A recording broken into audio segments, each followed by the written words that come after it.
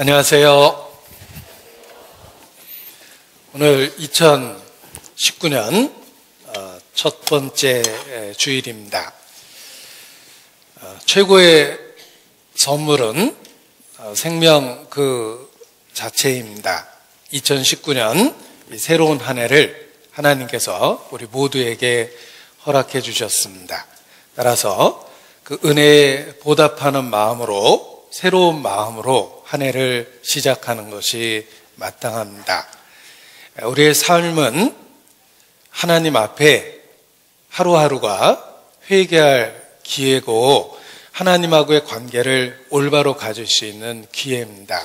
우리의 삶을 돌아보고 혹 말씀 앞에 어그러진 것이나 타협된 것이 있다면 참으로 돌이키는 그런 기회가 되는 귀한 한 해가 되어야 되겠습니다. 이 삶 자체가 하나님 앞에 용서받을 수 있는 기회의 연속이라고 이렇게 이야기합니다. 구원받지 못한 사람은 그 용서받을 수 있는 기회를 잃어버린 사람이고, 구원받은 사람은 하나님 앞에 용서받은 사람입니다. 우리에게 또 다른 이 한 해를 주신 하나님 앞에 우리의 삶을 돌아보고 새로운 마음으로 출발하는 것이 하나님 앞에 마땅합니다. 하나님께서 넷째 날 궁창의 광명을 만드시고 그 이유를 우리에게 말씀해 주셨는데, 징조와 사시와 일자와 연한을 이루라고 이렇게 말씀하셨습니다.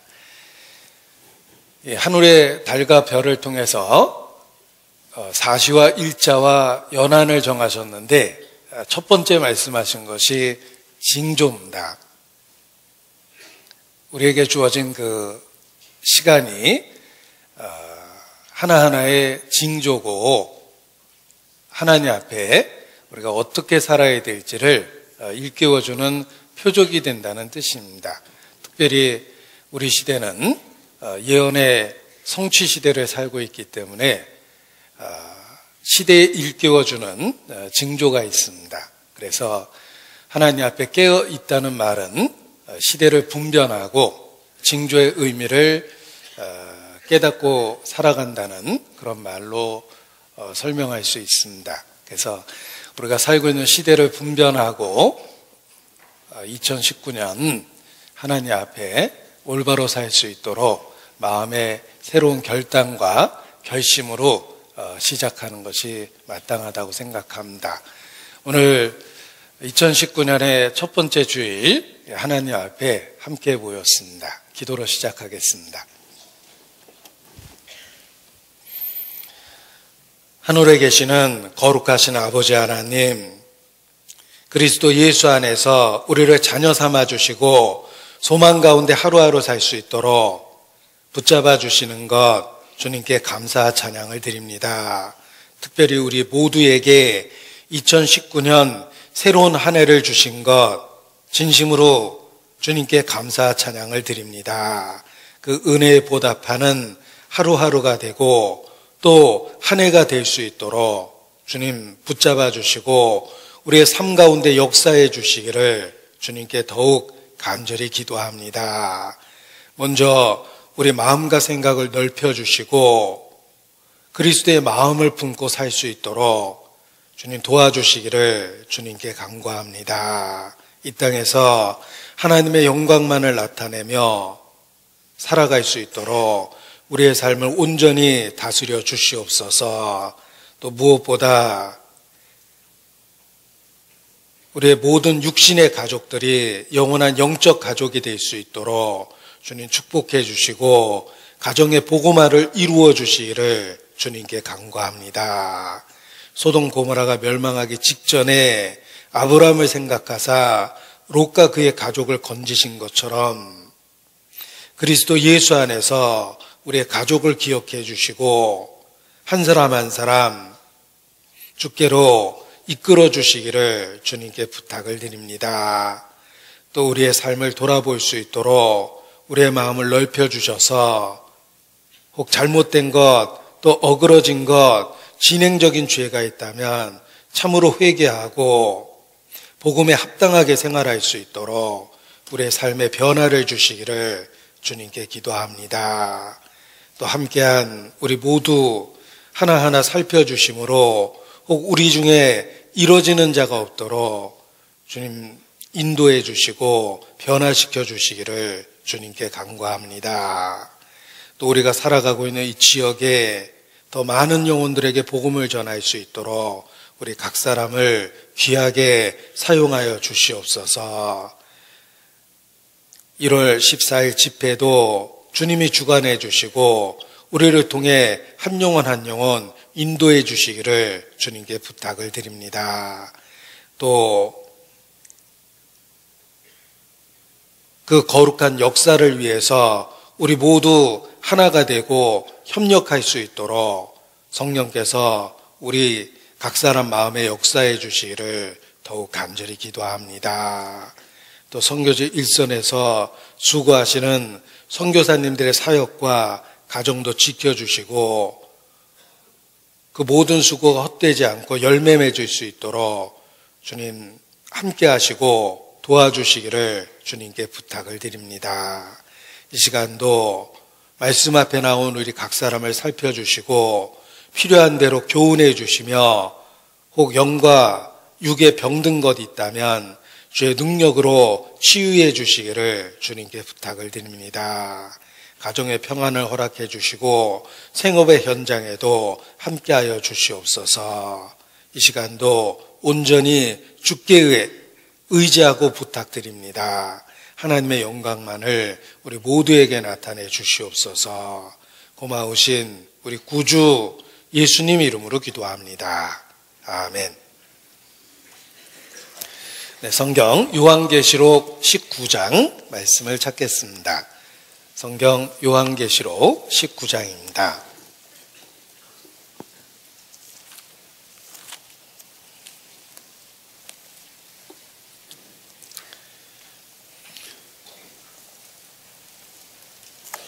요한계시록 19장 1절.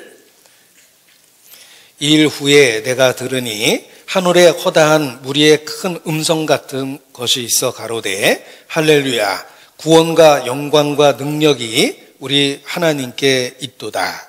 6절. 또 내가 들으니 허다한 무리의 음성도 같고 많은 물소리도 같고 큰 뇌성도 같아서 가로되 할렐루야 주 우리 하나님 곧 전능하신 이가 통치하시도다. 7절 8절은 함께 읽겠습니다. 우리가 즐거워하고 크게 기뻐하여 그에게 영광을 돌리세. 어린 양의 혼인기약이 이르렀고 그 아내가 예비하였으니 그에게 허락하사 빛나고 깨끗한 새 마포를 입게 하셨은즉 이 새 마포는 성도들의 옳은 행실이로라 하더라. 신데렐라는 왕자님과 결혼해서 행복하게 살았더래요. 우리가 어린 시절 읽었던 동화는 대개 이와 같이 비슷하게 끝을 냅니다. 온갖 역경과 어려움을 겪은 이후에 결국은 행복하게 살았더래요 하고 동화책이 끝이 납니다. 모든 성도의 삶이 그와 같습니다. 우리가 과정 속에서는 여러 가지 어려움을 겪게 되지만 우리의 삶 마지막 부분에 그리스도 안에서 영원토록 행복하게 살았더래요 라는 결론을 갖게 됩니다. 성도의 그 마지막을 이 요한계시록 끝부분에서 우리는 확인할 수 있습니다. 요한계시록 마지막 부분에 하나님은 역사의 마지막을 우리에게 분명하게 보여주셨습니다. 그리스도 예수 안에 최후 승리가 선언되고 하나님의 통치가 완전하게 실현되며 어린 양의 신부, 교회가 예비되어 다시는 눈물이 없고 슬픔이 없고 고통이 없고 헤어짐이 없는 완전한 곳에서 영원토록 행복하게 살게 된다는 역사의 마지막을 하나님은 분명하게 보여주셨습니다. 우리가 영화의 끝장면을 미리 봤다면 중간에 어떤 과정적인 어려움이 있는 것을 본다 하더라도 그 마지막 장면을 본 것이 마음에 위로를 줄 것입니다. 하나님께서 인생의 마지막을 보여주시고 또한 역사의 마지막을 성경을 통해서 분명히 보여주셨습니다. 이 요한계시록은 최후 승리에 대한 부분을 우리에게 계시해 주신 것입니다. 그래서 현재 과정적인 어려움을 겪고 있는 모든 성도들에게 확실한 위로를 주셨습니다. 이 19장의 역사가 끝이 났을 때 할렐루야라는 말이 반복돼서 많이 선언됩니다. 19장 1절에도 할렐루야, 구원과 영광과 능력이 우리 하나님께 있도다. 3절에도 두 번째 가로되 할렐루야 하더니 4절 끝부분에도 아멘 할렐루야, 또 6절 중간 부분에도 할렐루야라는 말이 반복적으로 기록되어 있습니다. 할렐루야는 여호와를 찬양하라 라는 뜻이며 역사가 끝이 났을 때는 온통 온 세상이 하나님에 대한 찬양으로 가득 찼다라는 것을 볼 수 있습니다. 역사의 마지막은 여호와를 찬양하라는 찬송으로 끝이 나고 있습니다. 19장 7절 그에게 영광을 돌리세, 즐거워하고 크게 기뻐하며 그에게 영광을 돌리세. 하나님께 완전한 영광이 돌아갈 때 그때 피조물도 가장 즐거워할 수 있게 되는 것입니다.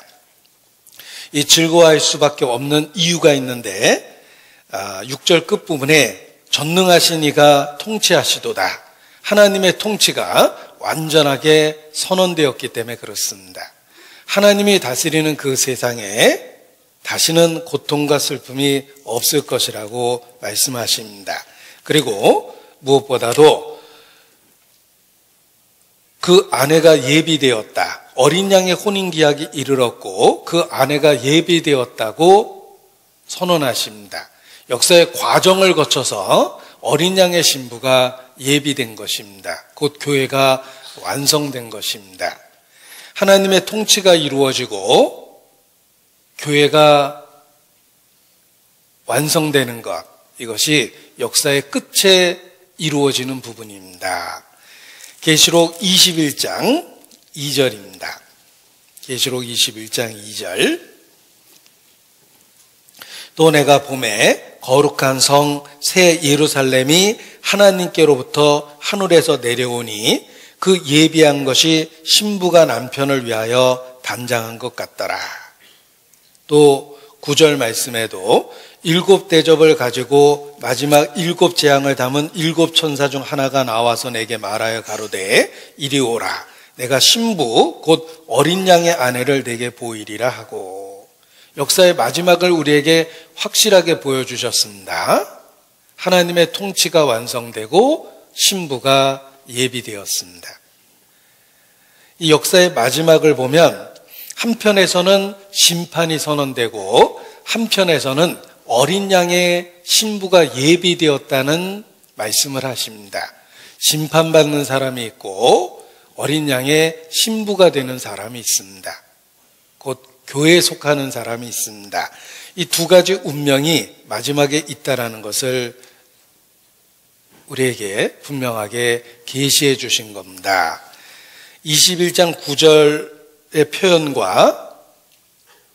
표현과 심판을 받는 무리들에 대한 표현이 같은 방식으로 이렇게 기록이 되어 있습니다. 21장 9절을 제가 다시 읽어봅니다. 7 대접을 가지고 마지막 7 재앙을 담은 7 천사 중 하나가 나와서 내게 말하여 가로되 이리 오라. 내가 신부 곧 어린 양의 아내를 내게 보이리라 하고 성령으로 나를 데리고 크고 높은 산으로 올라가 하나님께로부터 하늘에서 내려오는 거룩한 성 예루살렘을 보이니. 이 표현과 계시록 17장 1절입니다. 여기 심판을 받는 무리들에 대한 그 표현이 같은 표현 방식으로 말씀하신 겁니다. 17장 1절, 여기 심판받는 무리에 대한 이야기가 있습니다. 또 7 대접을 가진 7 천사 중 하나가 와서 내게 말하여 가로되 이리 오라. 많은 물 위에 앉은 큰 음녀에 받을 심판을 내게 보이리라. 3절, 곧 성령으로 나를 데리고 광야로 가니라. 그리고 그 많은 물 위에 앉은 큰 음녀의 심판에 대해서 보여주십니다. 자, 역사의 마지막을 우리에게 분명히 보여주셨습니다. 심판을 받는 무리가 있고 어린 양의 혼인잔치에 참여하는 무리가 있습니다. 지금은 우리가 과정을 겪고 있는데 역사의 마지막을 보여주신 것입니다. 심판받는 무리와 어린 양의 신부가 되는 두 가지 운명이 있다는 것을 우리에게 분명히 가르쳐 주셔서 어떠한 선택을 할지를 교훈을 해 주신 것입니다. 하나님은 역사의 마지막을 보여주셔서 그 과정 속에 있는 우리에게 올바른 결정을 할 수 있도록 도와주십니다. 이 천지 창조의 목적은 계시록 끝부분에서 확인되듯이 교회의 완성입니다. 왜 하나님께서 태초에 천지를 창조하셨을까? 성경 끝부분을 보십시오. 어린 양의 신부를 예비하기 위해서입니다.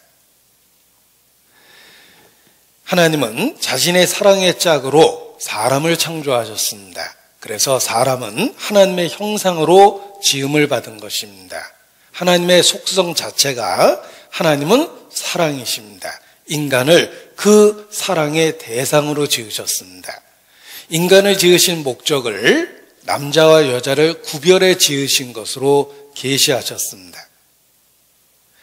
하나님은 남자와 여자를 구별해 지으심으로 하나님과 교회의 관계를 계시한 것입니다.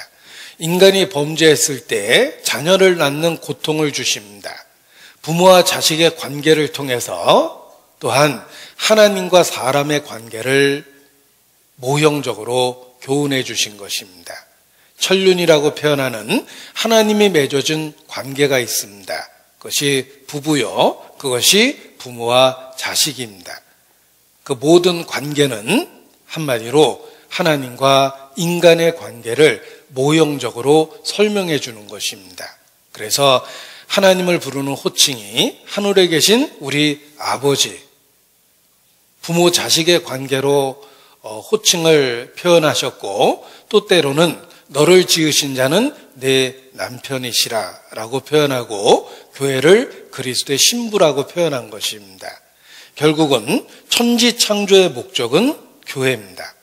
하나님이 만물을 창조하신 것은 인간을 위해서 창조하신 것이며 인간 역사를 주관하신 이유는 교회를 구별하기 위해서입니다. 결국은 창조의 목적은 교회라고 말씀드릴 수 있습니다.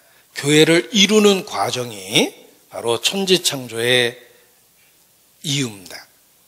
천지를 창조한 목적 자체가 교회다라고 우리는 성경을 통해서 확인할 수 있습니다. 이와 같이 교회를 이루기 위해서 하나님은 만물을 창조하셨고 역사를 지금도 주관하고 계시며 지금도 교회를 이루어가고 계시는 것입니다. 역사가 끝이 나면 교회가 완성이 됩니다. 이 교회가 어떤 의미가 있는지를 우리에게 가르쳐 주기 위해서 이스라엘을 선택하시고 이스라엘을 통해서 이스라엘을 선택하신 그 이유를 통해서 교회를 세워가는 목적을 우리에게 설명해 주십니다. 성경 대부분은 이스라엘 역사로 이루어져 있습니다. 이스라엘의 역사는 하나님이 교회가 어떤 의미가 있는지를 예표와 모형으로 보여주신 것입니다. 따라서 이스라엘 선택의 이유를 성경을 통해서 배우면서 하나님께서 교회를 이루시는 목적을 우리가 깨닫게 되는 것입니다. 하나님의 영광을 위하여 교회를 만드셨고 교회는 하나님 앞에 제사장의 역할을 합니다. 이스라엘을 선택해서 그와 같은 궁극적으로 이루어질 교회를 모형적으로 이스라엘 민족을 통해서 보여주신 것입니다. 이사야서 43장 찾겠습니다. 이사야서 43장 7절입니다. 1018페이지 이사야서 43장 7절 함께 읽습니다. 무릇 내 이름으로 일컫는 자 곧 내가 내 영광을 위하여 창조한 자를 오게 하라. 그들을 내가 지었고 만들었느니라. 천하 만민 중에 이스라엘을 선택하셨습니다. 여기 이스라엘을 부르시면서 하신 말씀입니다.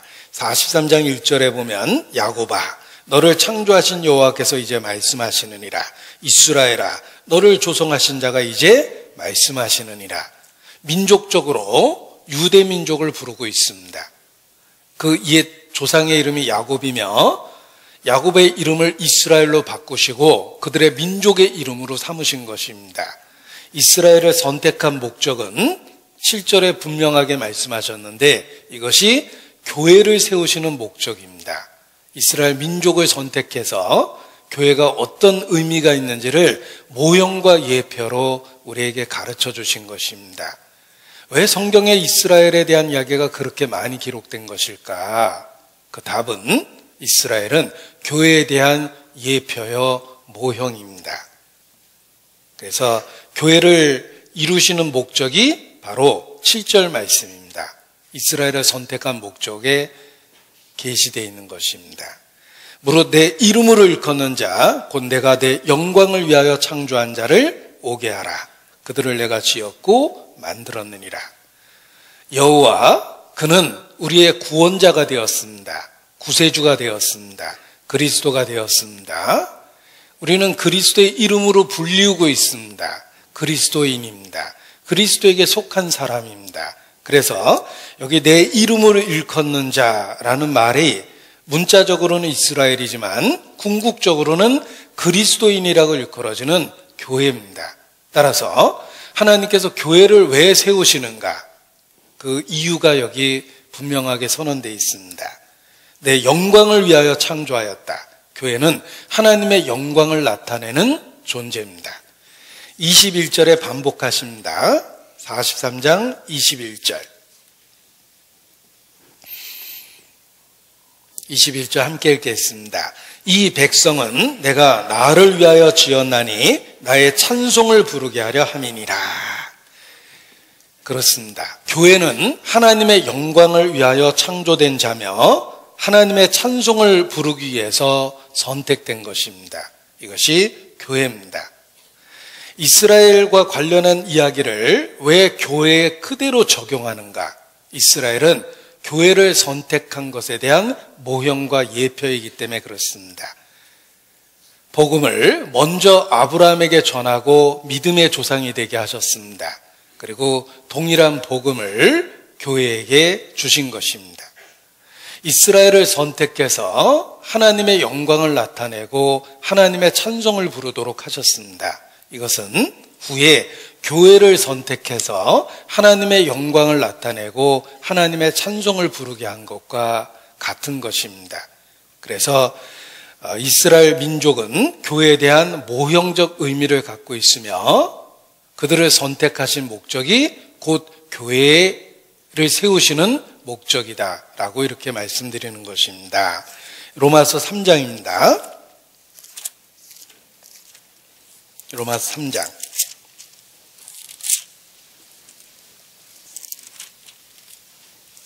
29절. 이스라엘에 관한 성경의 기록을 왜 교회에 그대로 적용하는가라는 의문에 대한 답입니다. 29절 같이 읽죠. 하나님은 홀로 유대인의 하나님뿐이시뇨 또 이방인의 하나님은 아니시뇨 진실로 이방인의 하나님도 되시느니라. 유대인에게 주신 약속이 바로 궁극적으로 교회에게 주신 약속이라는 것입니다. 그래서 하나님은 이방인의 하나님도 되신다라고 선언하고 있습니다. 4장 16절 뒷부분입니다. 4장 16절 뒷부분, 아브라함은 하나님 앞에서 우리 모든 사람의 조상이라 기록된 바 내가 너를 많은 민족의 조상으로 세웠다 하신 것 같으니 그의 믿은 바 하나님은 죽은 자를 살리시며 없는 것을 있는 것 같이 부르시는 이시니라. 아브라함이 바랄 수 없는 중에 바라고 믿었으니 이는 내 후손이 이 같으리라 하신 말씀대로 많은 민족의 조상이 되게 하려 하심을 인함이라. 많은 민족 속에서 교회를 세우셨습니다. 아브라함은 바로 혈통적으로는 유대 민족의 조상이지만 영적으로는 많은 민족의 조상이 됩니다. 모든 그리스도인의 영적 조상이 됐다는 뜻입니다. 따라서 아브라함 자손에게 주신 축복이 궁극적으로는 교회에게 주시려는 축복이다, 이렇게 말씀드릴 수 있습니다. 따라서 나는 태생적으로는 이방인이지만 아브라함을 믿음의 조상이라고 부를 수 있는 것입니다. 우리는 영적으로 아브라함의 후손이며 아브라함 자손에게 주신 그 축복이 바로 우리에게 주신 축복이라고 담대하게 말할 수 있는 것입니다. 아브라함은 믿음으로 우리 모두의 영적 조상입니다. 갈라디아서 3장입니다.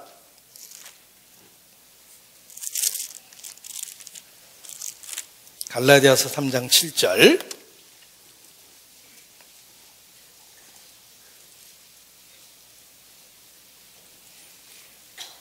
(305페이지입니다) 305페이지 7절 같이 읽죠.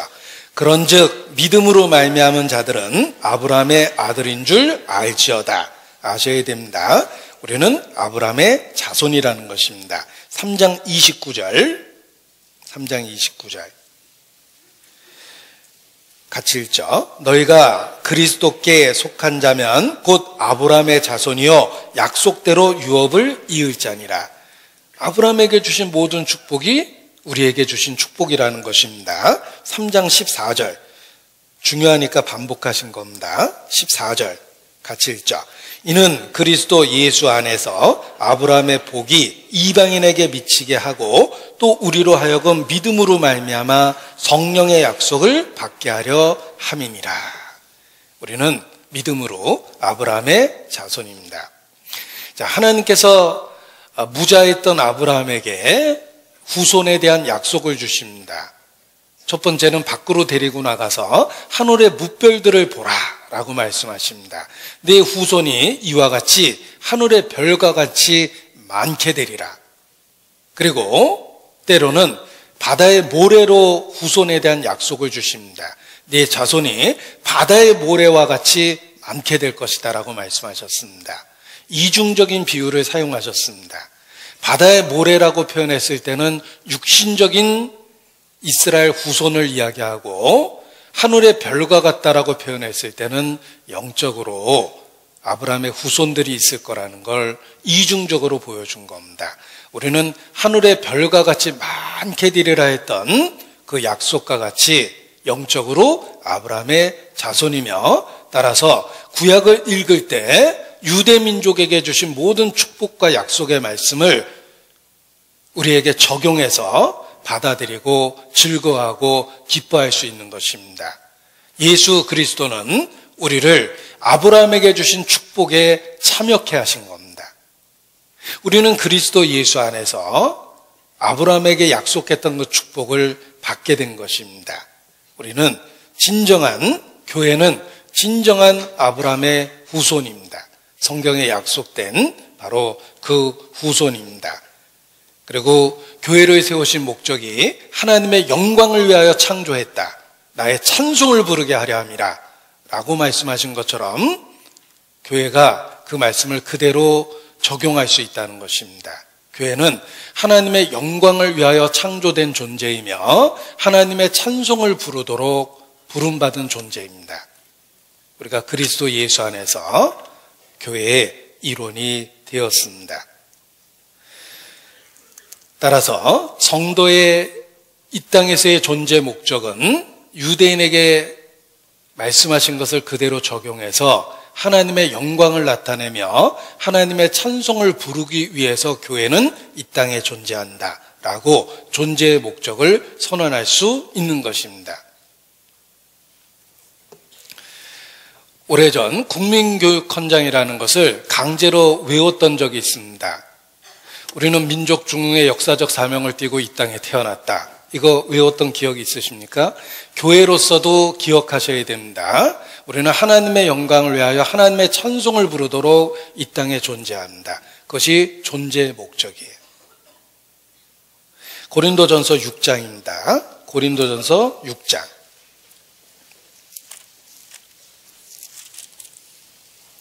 인간이 얼마나 어리석으냐면 이렇게 중요한 말씀을 아무 생각 없이 듣고 있습니다. 지금 이 순간 몇몇 분들이. 고린도전서 6장입니다. 고린도전서 6장 19절 20절 같이 주의해서 읽겠습니다. 너희의 몸은 너희가 하나님께로부터 받은 바 너희 가운데 계신 성령의 전인 줄 알지 못하느냐. 너희는 너희 것이 아니라 값으로 산 것이 되었으니 그런즉 너희 몸으로 하나님께 영광을 돌리라. 자, 그리스도 예수 안에서 우리는 분명한 삶의 목적을 갖습니다. 존재의 이유가 있습니다. 무엇 때문에 이 땅에 남아 있습니까? 우리의 몸으로 하나님께 영광을 돌리기 위해서 이 땅에 존재합니다. 그것이 우리의 삶의 목적입니다. 너희 몸으로 하나님께 영광을 돌리라. 이것이 매일을 살아가는 우리의 이유가 되어야 됩니다. 너희의 몸으로 하나님께 영광을 돌리라. 그리스도 예수 안에서 값으로 사신 바 되었기 때문에 우리는 새로운 존재 목적을 갖게 되었습니다. 너희 몸으로 하나님께 영광을 돌리라. 고린도전서 10장 31절 존재의 목적입니다. 존재의 이유입니다. 10장 31절.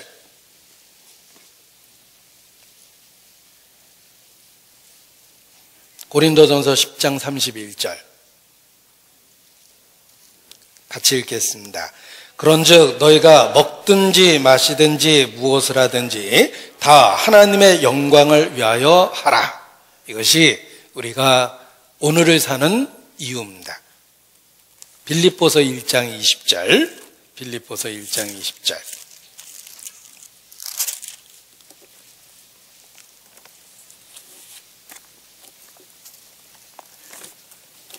빌립보서 1장 20절 같이 읽겠습니다. 나의 간절한 기대와 소망을 따라 아무 일에든지 부끄럽지 아니하고 오직 전과 같이 이제도 온전히 담대하여 살든지 죽든지 내 몸에서 그리스도가 존귀되게 하려 하나니. 바울은 자신이 살아가는 이유를 분명히 알았습니다. 바울뿐만 아니라 모든 그리스도인이 같은 존재 이유를 갖고 있습니다. 살든지 죽든지 내 몸에서 그리스도가 존귀되도록. 이것이 존재의 이유여 삶의 목적입니다. 참으로 우리가 그리스도의 것으로 구별되었다면 우리의 존재의 목적은 분명합니다. 우리의 몸으로 하나님께 영광을 돌리는 것입니다. 먹든지 마시든지 무엇을 하든지 다 하나님의 영광을 위해서 해야 됩니다. 살든지 죽든지 우리의 삶 속에서 그리스도가 존귀케 되는 것, 이것이 삶의 궁극적인 목적입니다. 교회 소식 2019년 첫 번째 겁니다. 혹시 가지고 있으면 넘겨보시기 바랍니다. 거기에 새로운 교회 목표 슬로건이 제시되어 있습니다. 눈에 띄는 글자가 있죠. 하나님의 영광을 위하여. 이것이 올해 우리가 마음에 품어야 될 우리의 삶의 목표입니다. 교회의 목표입니다. 다 하나님의 영광을 위하여. 그리고 관련 구절 2개를 부분적으로 인용했습니다. 먹든지 마시든지 무엇을 하든지 살든지 죽든지. 고린도전서 1장 31절과 그리고 빌립보서 1장 20절 말씀을 인용한 겁니다. 이것이 올해 교회의 목표며 우리가 교회 일원으로서 우리 마음에 새겨야 될 삶의 목표가 되어야 됩니다. 다 다 하나님의 영광을 위하여 먹든지 마시든지 무엇을 하든지 살든지 죽든지 우리 몸으로 그리스도를 존귀케 하는 것, 하나님의 영광을 나타내는 것, 이것이 우리 모두의 올 한 해 존재의 이유가 되어야 됩니다. 그리고 중요한 것이 있습니다. 먹든지 마시든지 무엇을 하든지 살든지 죽든지 다 하나님의 영광을 위하여라는 삶의 목표를 가지면 우리의 삶 속에서 우리 내적으로 하나님의 영광이 나타나기 시작하며 인격의 변화가 생깁니다. 하나님의 영광을 추구하고 살아가면 하나님께서는 내적으로 우리의 삶의 변화를 일으키는데 우리 삶 속에서 하나님의 영광이 드러나며 중심의 변화가 생기고 하나님의 사람답게 마음과 생각과 삶이 변합니다.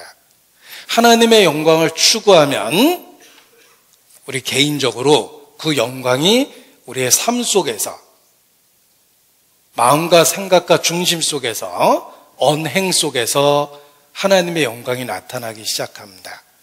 모세가 40일 동안 하나님의 영광 속에 있었습니다. 그리고 시내산에서 내려왔을 때 얼굴에 빛이 나서 쳐다볼 수도 없었습니다. 그래서 수건으로 가렸다라고 되어 있습니다. 40일 하나님의 영광을 체험한 모세의 얼굴에 빛이 났던 것처럼 우리가 하나님의 영광을 추구하는 삶을 살게 되면 내적으로 우리의 삶 속에서 하나님이 변화를 일으켜서 하나님의 영광이 드러나도록 해줍니다. 마치 달은 스스로 빛을 내지 못합니다. 달이 명랑치 못하다는 우리말 표현이 있는데 그 명랑치 못하다라는 표현을 원어를 공부해 보면 스스로 빛을 내지 못한다 이런 뜻입니다. 달이 그렇습니다. 그런데 왜 달이 밤에 보면 환하게 빛을 냅니까? 달은 스스로 빛을 내는 것이 아니라 해로부터 빛을 받아서 어두운 밤을 비치는 것입니다. 그리스도인이 그렇습니다. 우리는 발광체가 아닙니다. 우리는 빛과 상관없습니다. 그런데 하나님의 영광을 추구하면 하나님의 영광을 받아서 우리의 삶 속에 하나님의 영광이 드러나게 되어 있습니다. 원래 우리 것이 아닙니다. 반사된 빛과 같습니다. 하나님의 영광이 우리의 삶에 반사되게 되어 있어요. 그래서 빛의 자녀처럼 보이며 소금, 세상의 소금과 같은 역할이 되는 것입니다. 하나님의 영광을 추구하는 것을 삶의 목표로 삼아 보십시오. 우리의 삶 속에서 그리스도의 향기가 나며 그리스도의 냄새를 풍기기 시작합니다. 그리스도의 편지가 됩니다. 하나님의 메시지가 우리의 삶 속에서 주변 사람에게 드러나게 되어 있습니다. 하나님의 영광을 추구하는 삶을 살 때 우리는 세상에 그 빛을 달처럼 드러내고 비춰줄 수 있다는 것입니다. 그것이 성도입니다. 교회입니다. 고린도 후서 3장 18절입니다. 중요한 말씀입니다. 고린도 후서 3장 18절.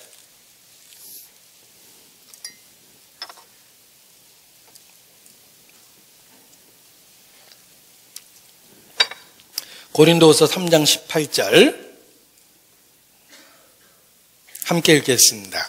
우리가 다 수건을 벗은 얼굴로 거울을 보는 것 같이 주의 영광을 보매 저와 같은 형상으로 화하여 영광으로 영광에 이르니 곧 주의 영으로 말미암음이니라. 우리가 어떻게 그리스도를 닮아갑니까? 저와 같은 형상으로 화하여 닮아간다고 되어 있죠. 저와 같은 형상으로 화하여 라는 말을 문법적으로 분리해 보면 현재 완료 진행형입니다. 매일의 삶 속에서 경험될 수 있다는 뜻입니다. 저와 같은 형상으로 화하여 지금도 경험되고 진행될 수 있다는 뜻이에요. 주의 영광을 보면 저와 같은 형상으로 화합니다. 영광으로 영광에 이르게 됩니다. 하나님의 영광을 추구하면 그 영광이 우리의 삶 속에 드러나게 되어 있습니다. 왜냐하면 주의 영으로 말미암음이니라. 성령이 우리 가운데 역사하기 때문에 그렇습니다. 그래서 하나님의 영광을 추구하는 삶을 살 때 그리스도의 형상으로 화하고 그리스도를 닮아가게 되며 우리의 중심의 변화가 생기고 언행의 변화가 생긴다는 것입니다. 성령이 그렇게 역사하십니다. 그래서 영광으로 영광에 이르게 합니다. 하나님의 영광을 봐야만 저와 같은 형상으로 변화될 수 있습니다. 어떻게 변화되겠습니까? 하나님의 영광을 봐야 됩니다. 추구해야 됩니다. 모세가 하나님과 40일 시내산에 함께 있을 때 얼굴에 빛이 날 정도로 하나님의 영광이 그에게 그대로 나타났습니다. 사람들이 쳐다볼 수도 없었죠? 그래서 수건으로 가렸습니다. 그리스도인이 그렇습니다. 우리가 하나님의 영광을 추구해야만, 삶의 목표로 삼아야만 영광으로 영광에 이르게 됩니다. 저와 같은 형상으로 화하게 됩니다. 삶의 변화가 매일의 삶 속에서 일어나고, 스스로 빛을 내지 못하는 달이지만 밤에 충분한 빛을 비춰주듯이 세상에 빛을 나타낼 수 있게 되는 것입니다. 그래서 다 하나님의 영광을 위하여 이것을 삶의 목표로 삼는 것이 마땅합니다. 먹든지 마시든지 무엇을 하든지 다 하나님의 영광을 위하여 하고, 살든지 죽든지 그리스도가 존귀케 되는 것을 삶의 목표로 삼아야 됩니다. 그러면 저와 같은 형상으로 화합니다. 그리스도의 향기를 내며 그리스도의 편지가 됩니다. 이것이 신앙생활입니다. 고린도전서 10장, 우리의 교회 목표가 됐던 말씀 다시 봅니다. 31절입니다. 고린도전서 10장 31절, 그런즉 먹든지 마시든지 무엇을 하든지 다 하나님의 영광을 위하여 하라. 그런데 이 말씀의 앞뒤에는 무슨 구절이 있을까? 10장 제일 앞에 보면 혹 단락을 나눠놓고 단락에 큰 주제를 써놓은 그 성경이 있습니다. 성경에 따라서 주제를 요약해 놓은 성경이 있습니다. 읽기 좋도록. 그런데 대부분 뭐라고 요약을 하냐면 우상숭배에 대해서 경고했다, 이렇게 제목을 붙입니다. 내용을 쭉 읽어보면 역사를 통해서 이스라엘을 경고하고 있습니다. 그들이 광야에서 우상숭배를 했기 때문입니다. 자, 우상숭배에 대한 경고의 말씀을 쭉 하시면서 하나님의 영광을 위해서 살아야 된다고 일깨운 겁니다. 14절 같이 읽죠. 그런즉 내 사랑하는 자들아, 우상숭배하는 일을 피하라. 자, 우상숭배에 대한 경고를 하시면서 먹든지 마시든지 무엇을 하든지 하나님의 영광을 위하여 하라라고 교훈해 주신 것입니다. 그 이유가 있습니다. 하나님의 영광을 추구하면 하나님을 닮아갑니다. 그리스도를 닮아갑니다. 그러나 우상을 숭배하면 점차 우상을 닮아갑니다. 왜냐하면 우리는 자기가 섬기는 것을 닮아가게 되어 있습니다. 우스운 말로 부처님 얼굴 바라보고 매일 목탁 두드리고 있으면 얼굴도 부처님 얼굴 닮아간다고 그러죠. 예. 사람은 자기가 섬기는 것을 닮아가게 되어 있습니다. 그래서 서양 사람들은 we become what we worship 이렇게 표현합니다. What we worship, 우리가 숭배하는 것이 점점 돼간다. We become what we worship 이라는 짧은 문장으로 표현하는데 자신이 추구하는 걸 닮아갑니다.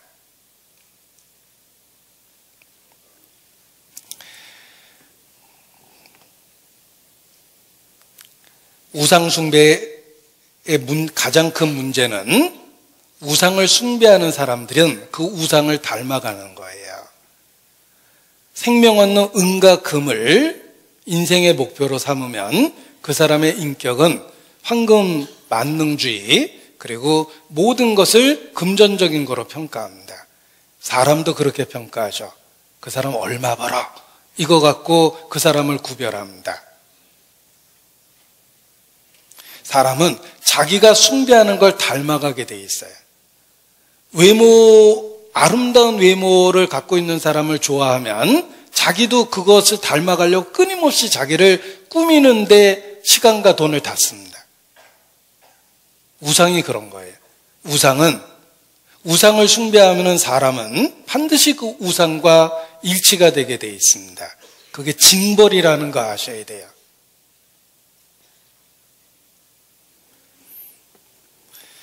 시편 135편입니다. 시편 135편입니다.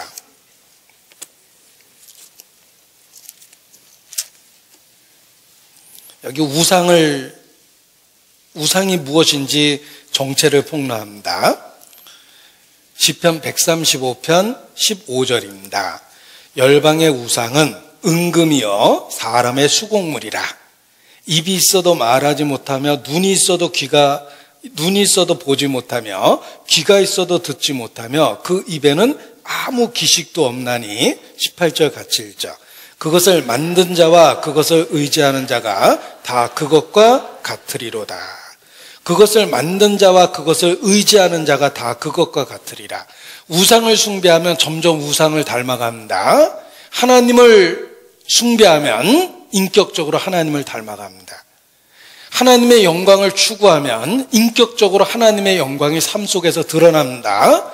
반대로 우상을 숭배하면 그 사람은 점차 우상을 닮아가게 돼 있습니다.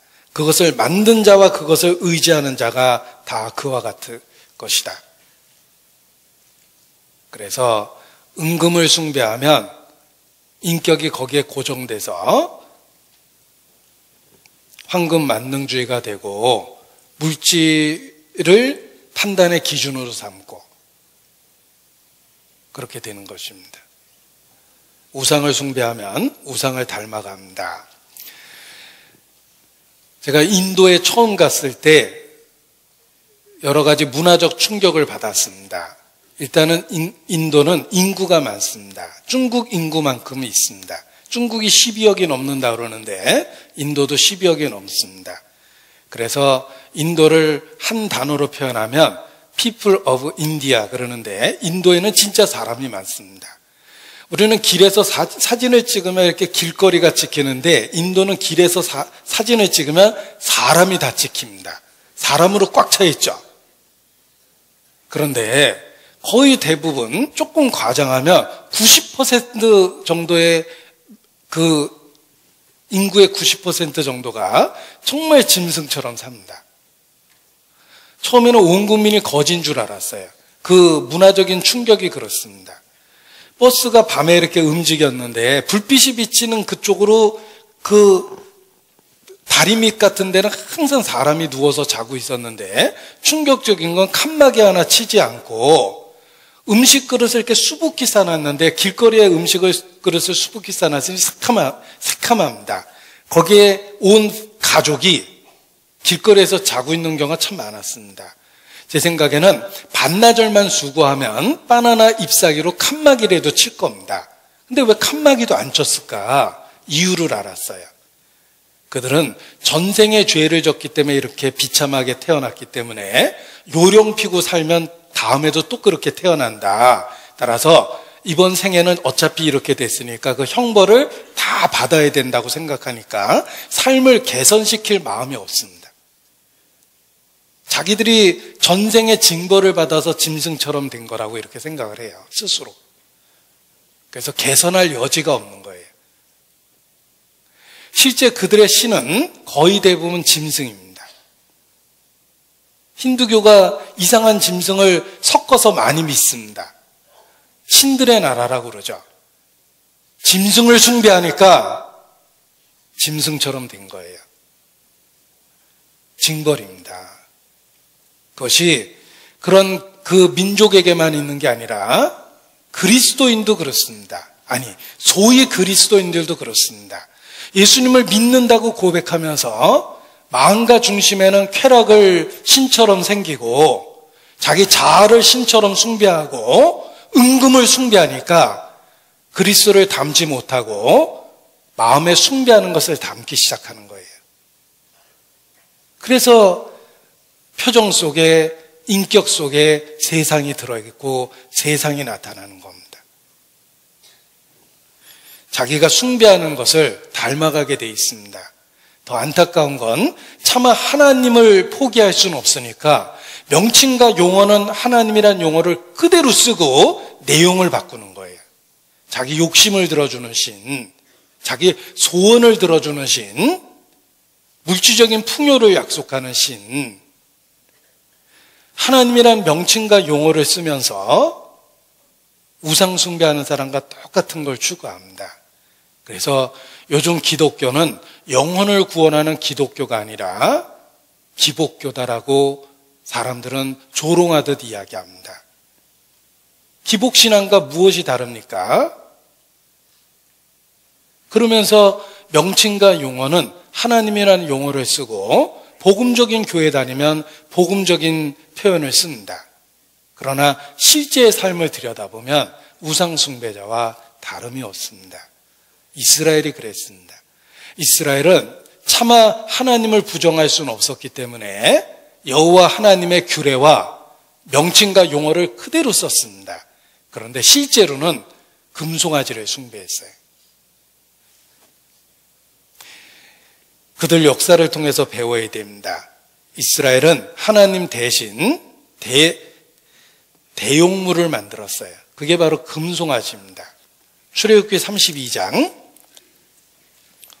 출애굽기 32장 4절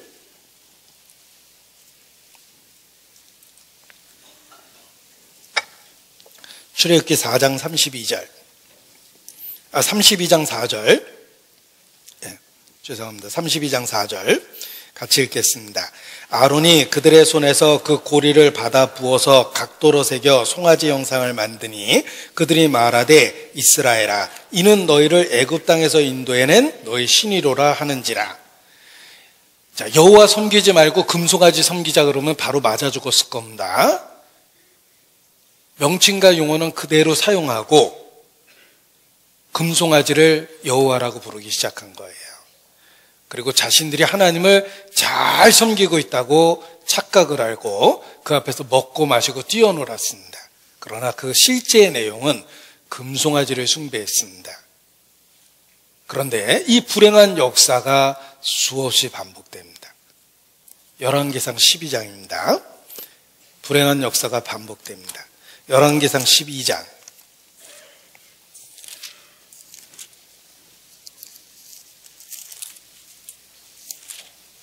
열왕기상 12장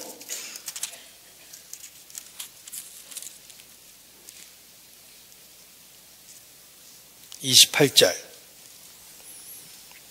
여로보암이 그런 짓을 합니다. 여로보암 12장 28절 이에 계획하고 두 금송아지를 만들고 무리에게 말하기를 너희가 다시는 예루살렘에 올라갈 것이 없도다. 이스라엘아 이는 너희를 애굽 땅에서 인도에 올린 너희 신이라. 금송아지를 하나님이라고 부르기 시작한 겁니다. 저희가 생각이 허망하여지고 마음이 어두워지며 우준하게 되어 금수와 버러지 형상의 우상으로 하나님의 영광을 바꾸었느니라. 로마서 1장에 그렇게 돼 있죠. 얼마나 마음이 어리석고 어두워지고 허망해졌냐면 하나님의 형상을 금수와 버러지 형상으로 바꿔버렸어요. 그리고 하나님 믿는다고 우기는 겁니다. 명칭과 용어만 기독교적이지 그 내용은 완전히 바뀐 겁니다. 뱀이 그 관계로 이와를 미혹하게 한 것과 같이 너희 마음이 그리스도를 향하는 진실함과 깨끗함에서 떠나 부패할까 두려워함이라. 바울도 걱정했는데 우리 시대가 딱 그렇습니다. 금송아지를 하나님처럼 섬깁니다.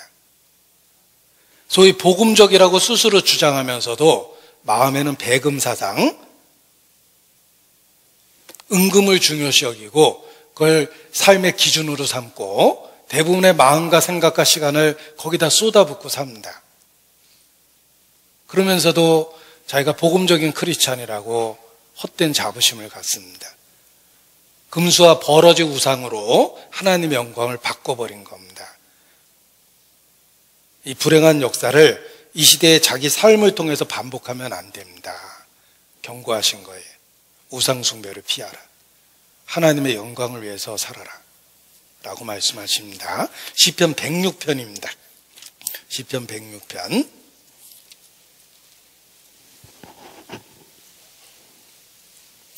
시편 106편 19절입니다. 시편 106편 19절 20절 함께 읽습니다. 저희가 호레에서 송아지를 만들고 부어 만든 우상을 숭배하여 자기 영광을 풀먹는 소의 형상으로 바꾸었도다.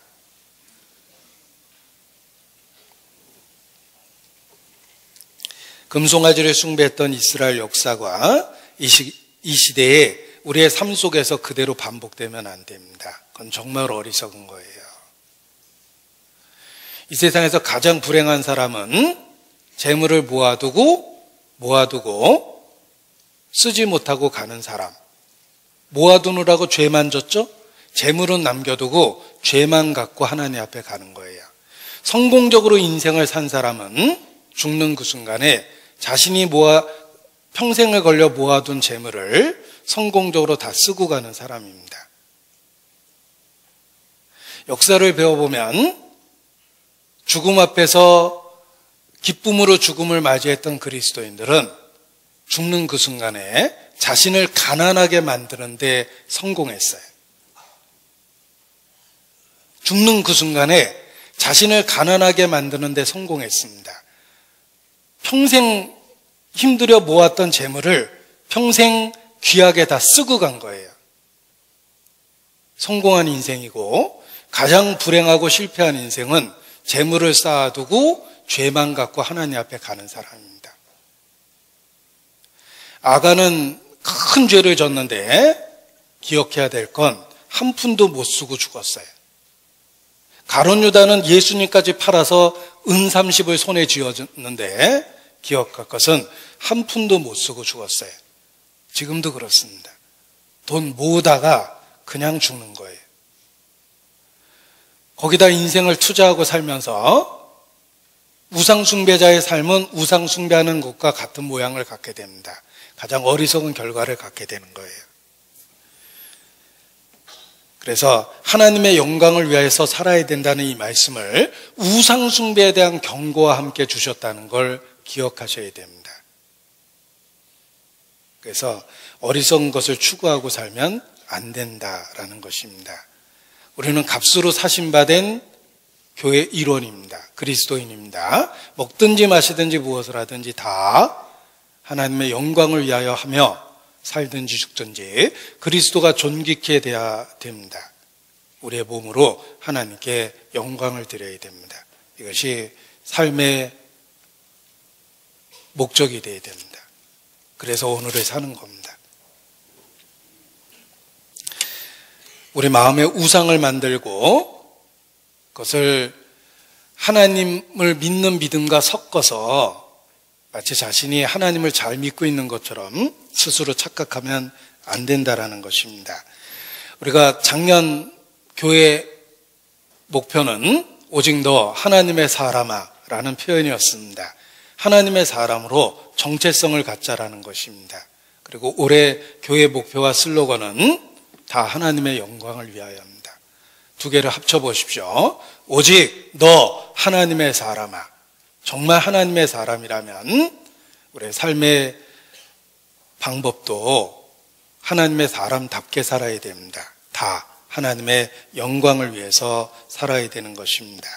어떻게 하나님의 영광을 위해서 살 수 있을까? 그 구체적인 이야기를 지난 동계수련회 때 말씀을 드렸는데 6가지 말씀을 드렸지만 잘 기억을 못할 겁니다. 첫 번째는 하나님이 그리스도 안에서 주시는 약속을 개인적으로 받아들이고 적용할 때 하나님께 영광을 돌리게 된다.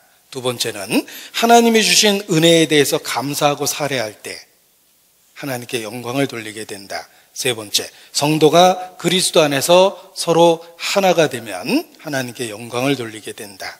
네 번째, 그리스도의 고난에 동참할 때 하나님께 영광을 돌리게 된다. 다섯 번째, 전도를 통해서 하나님께 영광을 돌리게 되며, 여섯 번째, 선한 행실로 살아갈 때 그 선한 행실을 통해서 하나님께 영광을 돌리게 된다라는 구체적인 이야기 6가지를 드렸습니다. 그 중에 저희가 1월 14일 대집회를 눈앞에 두고 있기 때문에 그 6가지 중에 5번째였던 전도를 통해서 하나님께 영광을 돌리게 된다라는 이야기를 다시 한번 자세히 말씀을 드리고 싶습니다. 요한복음 17장입니다. 요한복음 17장. 요한복음 17장 4절.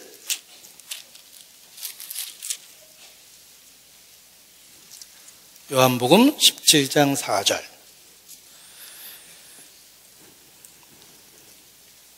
요한복음 17장 4절입니다.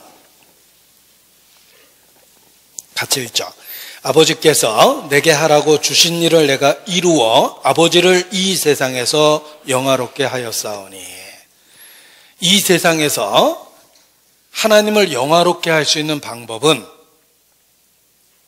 예수께서 말씀하셨습니다. 아버지께서 내게 하라고 주신 일을 내가 이루었다. 우리도 그렇습니다. 하나님께서 이 땅에서 우리에게 하라고 주신 일이 있습니다. 그 일을 우리가 이룰 때 이 세상에서 아버지를 영화롭게 하는 것, 곧 하나님께 영광을 돌리게 되는 것입니다. 우리에게 이루라고 주신 일이 있습니다. 너는 모든 족속으로 제자를 삼아 내가 너에게 분부한 모든 것을 가르쳐 지키게 하라. 지상 최대의 사명, 전도를 주셨습니다. 먼저 우리에게 복음을 주셔서 우리를 자녀 삼아 주셨고, 이제 자녀된 우리에게 그 복음을 또다시 다른 사람에게 전하라라고 우리에게 할 일을 주셨습니다.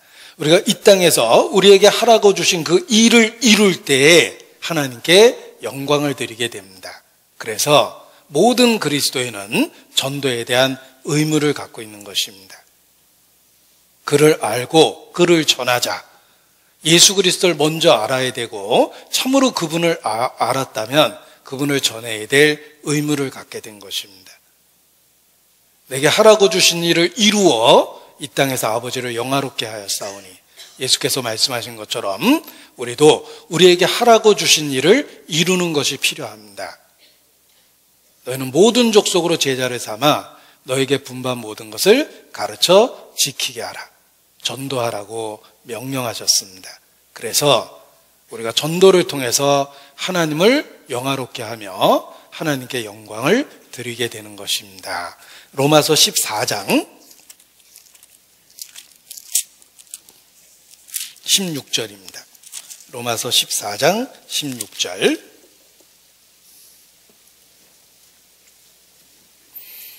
로마서 14장 16절.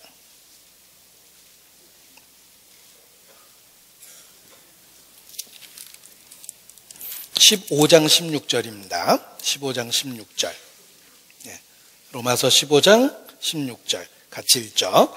이 은혜는 곧 나로 이방인을 위하여 그리스도 예수의 일꾼이 되어 하나님의 복음의 제사장 직무를 하게 하사 이방인을 제물로 드리는 그것이 성령 안에서 거룩하게 되어 받으심직하게 하려 하심이라. 한마디로 전도하라 이렇게 말씀하신 겁니다. 우리는 하나님의 복음의 제사장 직무를 갖고 있습니다. 그 직무 수행이 바로 전도라는 거예요. 그래서 이 땅에 존재하는 한 하나님의 영광을 나타내야 되며 그 하나님의 영광을 나타내는 방법 중에 하나가 복음의 제사장 직무를 하는 것입니다. 전도하는 것입니다. 전도하기 위해서 개인적으로는 말씀으로 무장되어 있어야 됩니다. 이 말씀은 성령의 검이며 유일한 공격용 무기입니다. 우리가 세상을 향해서 쓸 수 있는 영적인 공격용 무기예요. 그래서 성령의 검이라고 표현하신 겁니다. 믿음의 방패, 구원의 투구, 의의 흉배, 복음의 평안에 예비한 신, 이 모든 것들은 방어용 무기입니다. 그런데 유일하게 성령의 검을 가지라고 그랬는데 공격용 무기를 주셨습니다. 말씀이에요. 따라서 우리가 전도를 효과적으로 하기 위해서도 말씀으로 무장되어 있어야 됩니다. 이 군인은 공용 화기, 같이 쓰는 무기가 있고 개인 화기가 있습니다. 자기를 지켜야 되기 때문에 모든 그리스도인은 말씀으로 무장되어 있어야 됩니다. 그래서 저희가 가이드로 이 성경에 매일 성경 읽기에 도움이 되는 그 성경 읽기표를 교회 소식에 이렇게 인쇄를 해놨습니다. 성경을 읽을 때에는 구약만 따로 읽고 신약만 따로 읽는 것이 아니라 자동차의 앞바퀴 뒷바퀴가 함께 굴러가듯이 구약과 신약을 함께 읽는 것이 좋습니다. 그래서 그것을 고려해서 성경 읽기표를 만들었기 때문에 이 표를 갖고 성경을 읽으면 구약과 신약을 균형 있게 읽을 수가 있습니다. 개인적으로는 말씀으로 무장되어 있어야 됩니다. 그리고 교회적으로는 교회 일원으로서 적극적으로 봉사와 헌금에 참여하셔야 됩니다. 우리가 정말 부끄러운 것은 교회를 다녀주는 교회로만 다니면 안 돼요. 말씀을 들어주는 게 성도입니까? 교회를 다녀주는 게 성도입니까? 아닙니다. 어디선가 적극적으로 봉사에 참여되어 있어야 됩니다. 직분은 다르고 모양은 달라도 뭔가 자기 역할이 있어야 된다는 거예요. 그래서 봉사에 적극적으로 참여되어 있어야 되고 또 교회 재정에 관심을 갖고 적극적으로 참여하셔야 됩니다. 우리의 경제적 형편은 각각이 다릅니다. 하나님이 주신 은혜대로 많든 적든 적극적으로 참여되어 있어야 됩니다. 그래서 우리가 하나라는 영적인 가족이라는 소속감을 갖게 되는 것입니다. 봉사와 재정에, 헌금에 적극적으로 협조하셔야 됩니다. 그리고 좀 더 지혜롭게 전도할 수 있는 방법이 무엇일까? 하나님 앞에 지혜를 구해야 되는데 우리가 시행착오를 통해서 얻게 된 전도의 지혜가 있습니다. 그 몇 가지를 함께 나눠보고자 합니다. 우리 교회 역사가 오래되면서 그 전도의 현장에서 경험적으로 얻게 된 지혜가 있습니다. 그 전도의 지혜 몇 가지를 함께 나누고자 합니다. 첫 번째, 전도는 반복적인 기회를 통해서 갖게 되는 것입니다. 일회적이 아니라 반복적인 기회를 통해서 전도하게 되는 것입니다. 일회성이 아니라는 거예요. 우리가 길에서 예수 믿으세요 하고 소리치는 건 되게 일회성을 갖습니다. 그 이야기를 스치면서 듣게 되죠. 아무런 효과가 없습니다. 경험적으로 알고 있습니다. 그것이 정말 효과가 있다면 우리가 항상 터미널 같은 사람이 많이 다니는 곳에서 예수, 천국, 불신, 지옥을 외쳐야 됩니다. 그러나 전도는 일회성을 갖고 하는 게 아니기 때문에 해봤지만 효과가 없고 역효과가 더 많다는 걸 알기 때문에 방법을 바꾼 겁니다. 전도는 반복적 기회를 통해서 하는 것입니다. 요한복음 1장 35절. 요한복음 1장 35절. 요한복음 1장 35절.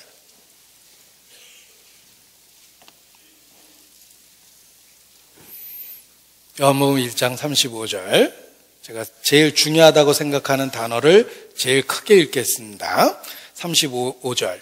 또 이튿날 요한이 자기 제자 중 두 사람과 함께 섰다가, 뭐가 중요한지 눈치채셨죠? 예. 또, 예. 이 또자가 어린 시절 얼마나 설레는 그 단어였는지 모릅니다. 이렇게 뽑기 할 때 또자 나오면 한 번 더 뽑을 수 있거든요. 그래서 제가 좋아하는 글자 중에 하나가 또자가 됐는데 제 이름도 또속으로 바꿔볼까 어린 시절 생각했던 적도 있습니다. 아무튼 이 또자가 상당히 그 의미가 있습니다. 전도는 또 반복을 통해서 하는 겁니다. 여기 왜 또자가 있냐면 그 전날 세례 요한이 이미 전도했거든요. 29절에 보면 멋있게 전도하잖아요. 보라, 세상 죄를 지고 가는 하나님의 어린 양이로다. 그 전날 분명히 전도했는데 그 다음날 또 했어요. 만약에 세례 요한이 어제도 내가 얘기했는데 오늘은 할 필요 없겠지 하고 침묵했다면 여기 두 제자는 구원을 못 받았을 거예요. 그 두 제자 중에 하나가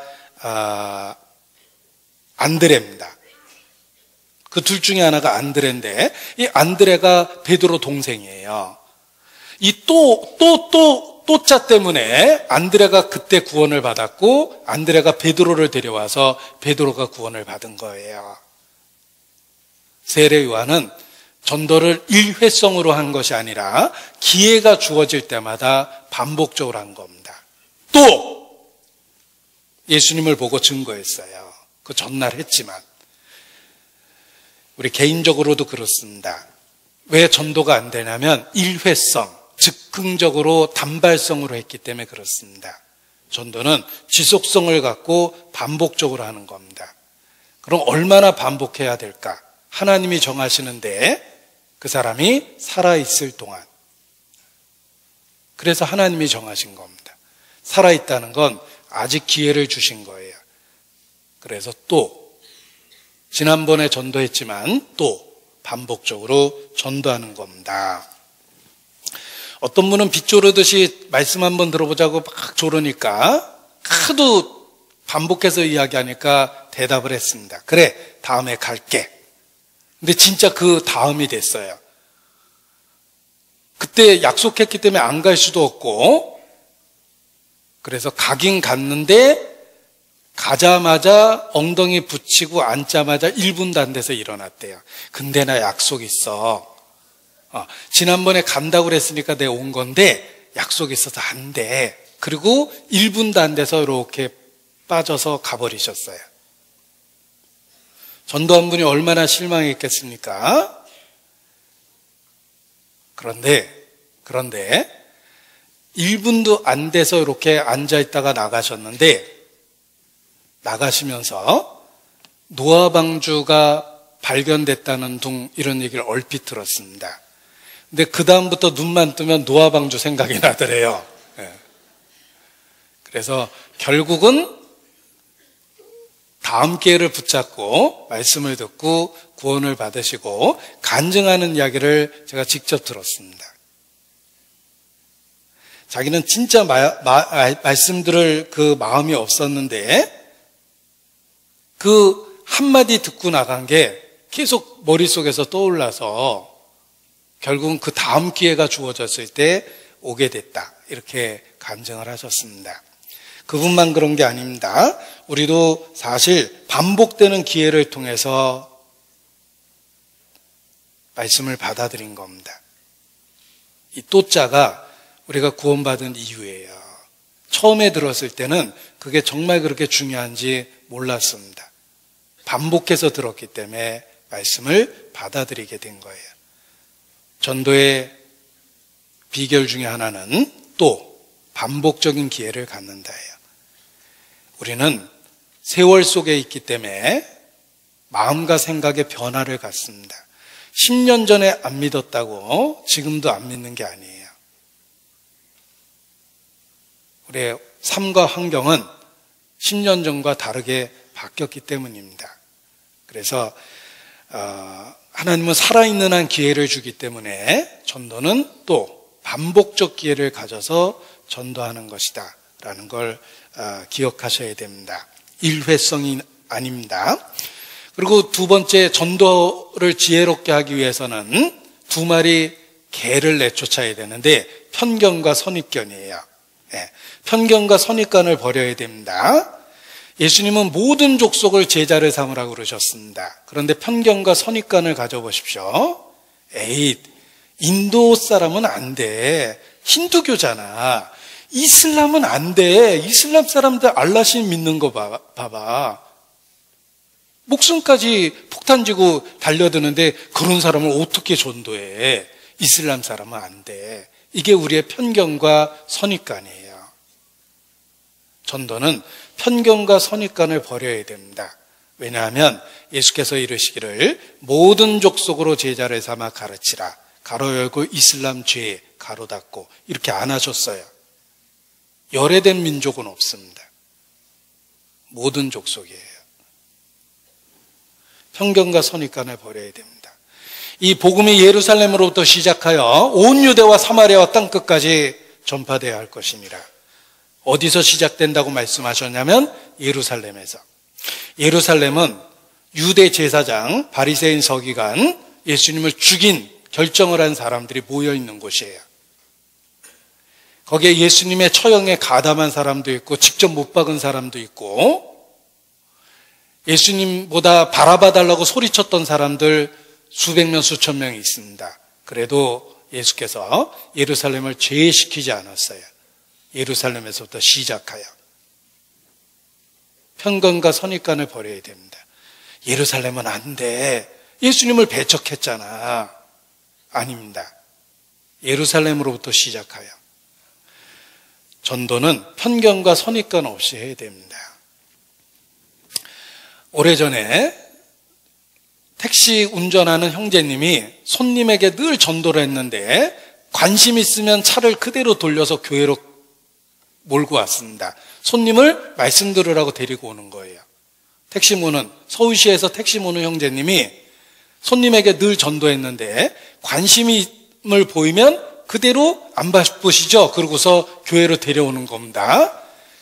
그래서 우리 안에서 소문났어요. 전도 열심히 하는 분으로. 그런데 어느 날 제가 충격을 받았습니다. 중을 데려왔어요. 그래서 제 자신이 놀랐어요. 왜 중을 데려오지? 응? 그리고 감동을 받았어요. 중 때문에 감동받은 게 아니라 형제님 보고 제가 감동을 받았어요. 저는 기차 타고 이렇게 지역 내려가다가 누가 옆에 타면 어떻게 말 붙여볼까 하다가도 어느 날 중이 탔는데 바로 포기했습니다. 오늘은 자자 이러고 잤는데 그분은 중을 데려온 거예요. 가사 입은 중을. 복수가 이렇게 가득 찬 병든 중이었습니다. 제가 이렇게 불치병에 걸려서 절에 오래 머물지도 못하고 눈치 보면서 이절저절 떠돌고 있대요. 그런데 하나님 얘기하니까 반응을 보이더랍니다. 복수찬 중이. 그래서 데리고 온 거예요. 저는 그 형제님 때문에 제가 마음에 감동을 받았어요. 편견 없이 선입관 없이 전도하는 그 모습 때문에 제가 감동을 받고 그렇지 중도 복음이 필요하지 라는 생각을 했습니다. 우리도 마찬가지예요. 내 주변에 있는 사람을 보십시오. 저 사람은 절에 열심히 다니니까 안 돼. 저 사람은 성당에 무슨 임원이래잖아. 전도가 될 리가 있어? 저 사람은 성격적으로 너무 강해. 그래서 안 돼. 이런 식으로 자기가 사전 심사를 합니다. 그러면 안 돼요. 전도는 편견 없이 선입관 없이 해야 됩니다. 모든 족속에게. 제가 직장에 있을 때 전도 집회가 있으면 아침 일찍 출근해서 전도지를 갖고 가서 모든 동료 그 책상 위에 전도지를 올려놨습니다. 한때는 엘리베이터에도 붙이고 복도에도 붙였더니 총무과에서 불렀어요. 이런 거 막 붙이면 안 됩니다. 그래서 회사 게시판에는 제가 못 붙이고 그냥 출근해서 동료들 책상 위에 쭉 올려놨습니다. 전도지를. 대부분 금방 누가 올려놨는지 저 한번 딱 째려보고 이렇게 그렇습니다. 그런데 제 동료 중에 저한테 이렇게 거칠게 했던 분이 있어요. 거기다 올려놓으려고 하다가 이 사람은 안 들을 것 같아요. 제 생각에. 그래서 빼고 갔어요. 그리고 가만히 생각해 보니까 그 책상에만 없거든요. 혹시 인간적으로 삐지지 않을까? 이래서 제가 제일 나중에 가서 버리는 셈치고 이렇게 뒀습니다. 그리고 퇴근 시간에 큰 소리로 이제 소리를 쳐요. 오늘 집회 같이 가실 분 계세요? 하고 이렇게 소리 치면 다 못 들은 척 이렇게 합니다. 그런데 그 제일 마지막에 망설이다가 전도지 났던 그 사람이 부시시 일어나서 따라왔어요. 정말 갈 거냐고 그랬더니 자기 오늘 이거 말씀 들어보기로 했답니다. 그리고 정말 숨소리가 바뀌면서까지 말씀에 집중하셨어요. 그래서 제가 다시는 마음에 서류 심사 안 하겠다고 굳게 결심했어요. 어떤 사람은 될 것 같고 어떤 사람은 안 될 것 같고 그러잖아요. 그건 내 기준과 내 판단이에요. 나는 그 사람의 외적인 거친 말투와 행동만 봤지 그 사람 마음속에 어떤 갈등이 있는지 전혀 몰랐던 거예요. 전도는 편견 없이 하는 거예요. 그들 모두가 복음이 필요합니다. 그건 사실이에요. 따라서 편견 없이 선입관 없이 전도를 해야 됩니다. 모든 족속에게. 그리고 누구에게 전도할 것인가 잘 생각해 보십시오. 내 주변에 가족 관계도 있고 친구 관계도 있고 지역이 맺어준 인연도 있고 직장이 맺어준 관계도 있어요. 아무튼 나는 사람 속에서 하루 종일 삽니다. 누구에게 전도할 것인가 기도해 보면 내 주변에 있는 인간 관계가 전도의 대상이라는 걸 꼭 깨닫게 됩니다. 인간 관계나 환경이 맺어준 관계는 다 전도의 도구입니다. 아침에 출근하면 요구르트 책상 위에 갖다 놓는 분이 계셨습니다. 저 사람이 왜 하필이면 내 책상에 요구르트를 갖다 놓을까? 그 사람은 그게 생업입니다. 그런데 왜 하필이면 그리스도인에게 이걸 이렇게 연결된 걸까라고 생각해 보면 기도하다 보면 전도할 대상이라는 걸 알게 돼요. 내가 가게를 하면 종업원을 새로 뽑게 됐습니다. 왜 하필이면 저 사람이 내 가게 와서 일을 하게 됐을까?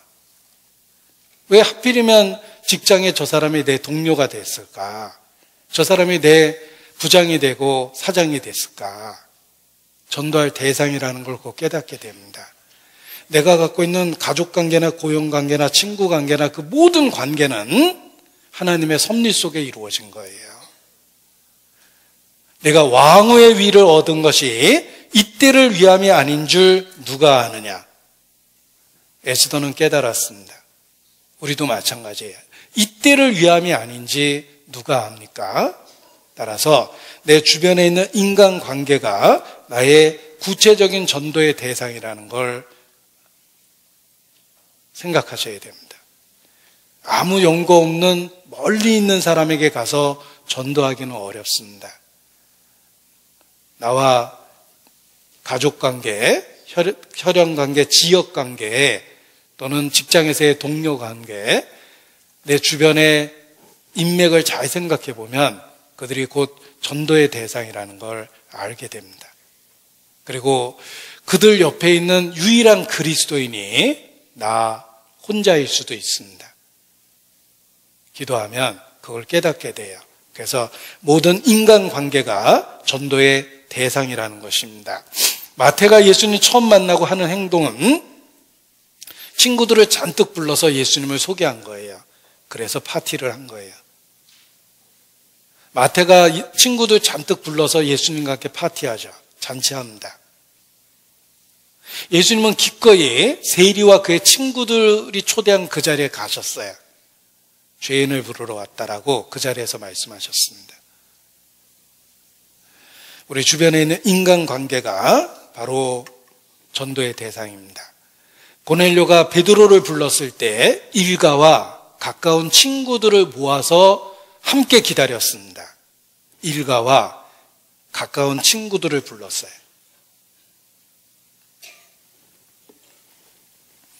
그리고 전도는 내 수준으로 전도하는 게 아닙니다.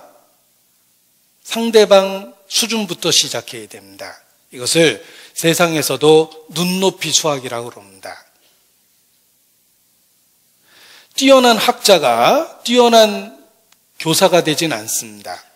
개인적으로는 뛰어난 학자지만 가르치는 데 있어서는 재능이 없을 수도 있어요. 그러나 알고 있는 폭은 좁지만 자기가 알고 있는 것을 이해하기 쉽게 정확하게 가르쳐주는 사람이 있습니다. 선생된 자격이 있어요. 뛰어난 학자라고 훌륭한 선생은 아닙니다. 훌륭한 선생은 적어도 자기가 알고 있는 것을 상대방에게 쉽게 전달하고 알아듣게끔 전달합니다. 전도가 그렇습니다. 내 수준으로 전도하면 상대방이 진력을 냅니다. 어떻게 그렇게까지 믿냐, 이렇게 오히려 역효과가 생깁니다. 전도는 상대방 수준부터 시작하는 겁니다. 그래서 우리 마음에는 교회 함께 다니고 싶지만 교회 다니라는 얘기는 안 합니다. 말씀 들어보자 그러죠. 말씀 내 생각에는 일주일 다 들어야 돼요. 절대 약속하지 말고. 근데 그렇게 얘기하면 받아들이기 어려우니까 상대방이 받아들일 수준으로 얘기합니다. 딱 한 번만 이렇게 얘기하죠. 아니죠. 마음 같으면 일주일 꼭 들어야 돼. 이렇게 얘기하고 싶은데 상대방이 못 받아들일 것 같으니까 딱 한 번만. 하나씩 늘려가는 거예요. 우리가 중매해도 이번에 만나면 꼭 결혼해. 그리고 중매하면 아무도 안 만납니다. 부담돼서. 그런데 작게 시작하죠. 한번 만나봐. 차 한 번 마셔봐. 한 번 만나서 어떻게 알아? 다시 한번 식사라도 해봐. 그래서 사람을 알아가도록 기회를 줍니다. 전도가 그렇다는 거예요. 전도는 내 수준으로 시작하는 게 아니라 상대방 수준에서부터 시작하는 겁니다. 모세가 바로 왕에게 갔습니다. 하나님이 우리 백성을 가나안 땅으로 데려간다고 얘기했으면 그 자리에서 모세 죽었을 거예요. 바로의 수준에 맞게 얘기합니다. 우리가 광야로 가서 하나님께 제사 드리려고 한다. 아닙니다. 정확하게 얘기하면 광야를 거쳐서 가나안 땅 가려고 그랬어요. 그런데 바로한테는 그 얘기 안 합니다. 광야에 가서 이렇게 얘기해요. 내가 실제 필요한 돈은 1,000만 원인데 돈 꽂을지 안 꽂을지 잘 몰라서 테스트하느라고 나 10만 원만 꽂아 그랬더니 막 펄쩍 뛰고 욕지거리 합니다. 그런 사람한테 1,000만 원 꽂달라고 얘기할 필요도 없어요. 10만 원도 안 꽂주는데 1,000만 원 꽂을 리가 있습니까? 바로한테 그렇게 얘기한 거예요. 광야에 갔다 올 것처럼 얘기해도 안 받아주는 바로를 가나안 땅에 들어가겠다는 최종적 계획을 얘기해주면 바로가 화만 더 많이 냈을 거예요. 그러니까 모세는 지혜롭게 광야에 가서라고 얘기를 합니다.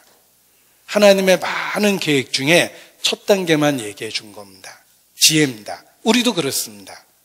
전도를 상대방 수준에 맞춰서 하는 거예요.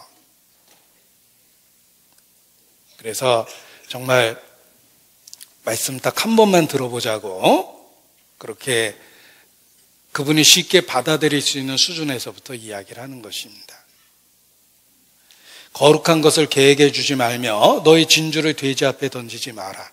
저희가 그것을 발로 밟고 돌이켜 너희를 찢어 상할까 염려하노라 라고 말씀하셨는데 우리가 갖고 있는 목숨보다 더 귀한 이 복음을 세상은 가치를 몰라요. 그러니까 그냥 말씀 한번 들어보자는 쉬운 말로 바꿔서 그렇게 권하는 것입니다. 제가 어디서 조모임하고 있는데 남편이 갑자기 그 집에 들어오셨습니다. 문을 딱 여니까 교회 다니는 걸 반대했던 남편인데 집에 교회 사람이 잔뜩 와 있잖아요. 엄청나게 화를 내시더라고요. 그래서 그분에게 이렇게 얘기했습니다. 저희가 여기 선생님이 안 계시는데 여기 와서 모임에서 많이 화나셨나 보더라고 이렇게 제가 달래면서 말씀드리면서 알아듣게 얘기를 드렸어요. 저희가 이제 어머니 모임을 돌아가면서 가정에서 합니다. 돌아가면서 하다 보니까 1년에 한 번 정도는 자기 집을 개방할 때가 있는데 1년에 한 번 이렇게 집을 개방하는 때가 바로 이때입니다. 그래서 그분이 왜 내가 번 돈으로 이렇게 사람들 갖다 밥해 먹이냐고 막 화내시더라고요. 그래서 그분 수준에 맞게 제가 대답을 했어요. 이거요, 1년에 한 번 정도 이렇게 당번돼서 돌아오면 한 번 밥 해주고 11번 얻어먹습니다. 그때 그분이 웃더라고요. 생각하면 그렇잖아요. 그리고 그 나이 때 되면은 마음이 적적하고 의지할 게 없어서 친구들 만나거나 묻지마 관광 돌아다니는데, 그래도 묻지마 관광차 탄 거보다는 교회 본 곳 타고 돌아다니는 게 더 안전합니다. 제가 목사지만 내가 신앙 없어도 내 아내는 교회 다니게 할 겁니다. 뭐 이런 식으로 제가 계속 얘기를 했습니다.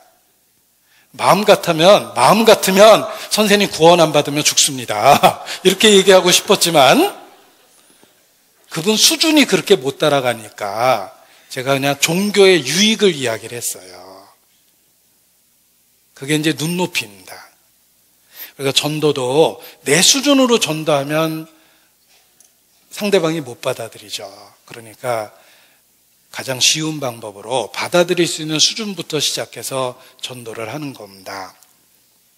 그리고 좀 더 지혜롭게 전도하기 위해서 거절됐을 때 더 잘해야 됩니다. 성경에 보면 거역하는 자를 온유함으로 징계하라고 그러셨어요.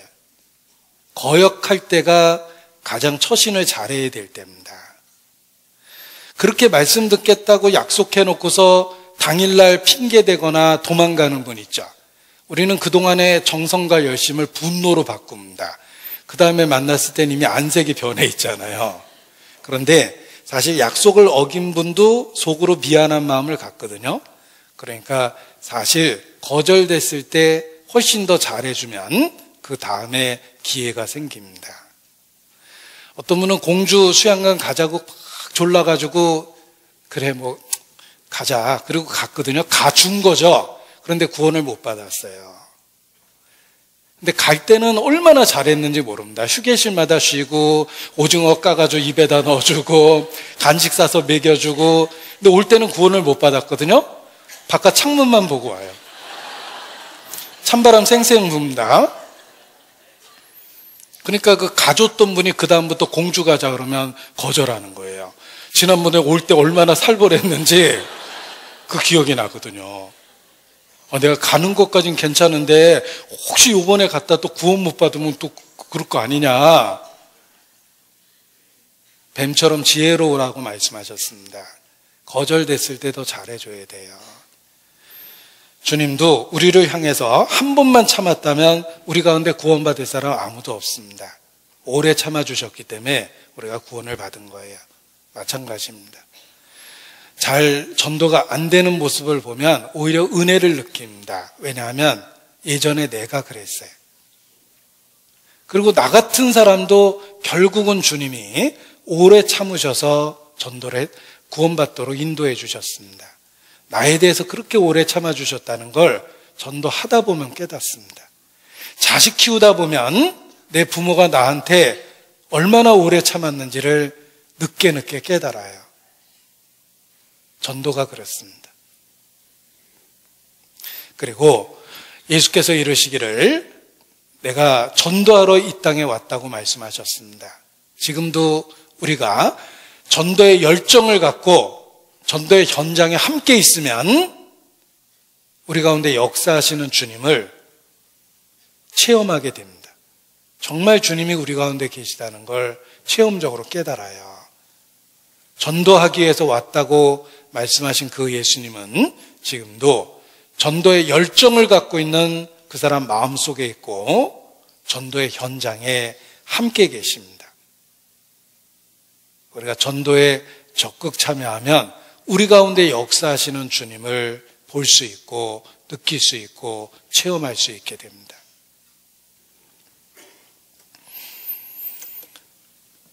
우리에게 그리스도를 주신 주님을 기억하고 우리의 나머지 삶은 주의 영광을 위해서 사는 삶이 되어야 하며, 그 중에 하나가 전도의 열정을 갖고 그리스도의 마음으로 사는 것입니다.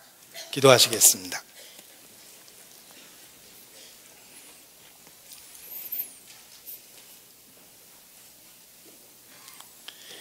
사랑이 많으신 고마우신 아버지 하나님, 우리에게 소망을 주시고 2019년 새로운 한 해를 은혜로 허락해 주신 것 감사를 드립니다. 우리의 마음을 새롭게 만들어 주시고 전과 달라질 수 있도록 우리 심령에 역사해 주시기를 주님께 기도합니다. 무엇보다 가족들, 지인들, 그 이뤄진 영혼을 우리를 통해 주님 인도해 주시고 이 마지막 때 함께 주의 이름을 부를 수 있도록 주님 역사해 주시기를 주님께 간구합니다. 1월 14일 집회를 위해서 기도합니다.